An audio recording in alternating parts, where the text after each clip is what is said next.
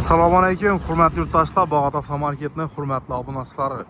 Mening Cobalt'ning ko'pchilik yurtdoshlarimiz oxirgi vaqtlarda mendan so'rab yuradi. Bog'mon keldimi deb telefonga ham kelib ham so'rab turadilar. Do'stlar, yana so'ragan inson uchun Bog'ot avtomarketga keldik. Navsini so'raganlar buni desangizlar, mashinamizning yili 2014, bahasi 95 million so'm. Yine do'stlar, shu narsalarni mendan ko'p so'rab yuradilar. Xo'p, mashinamiz 2014, 3-pozitsiya. 4 tane boş balon, metan gaz uстановka atilgan, konditsionerlar ishlab turibdi. Holatlarini ko'ringlar, holatlari yaxshi. Oyoqkina poliklar tashlangan, 192.447 kilometr yurgan. Tekshirtirib ko'rib olsangiz bo'ladi. Salondan ham yuvib sirib, akkuratni aytib qo'yamiz. Xo'p, kraskasini sразу aytib o'taman. Ishida o'zi peroxoti bo'yna, shundan persona ishini sapirgan. Vam dashatgan, boshqa aytgan, qirilgan.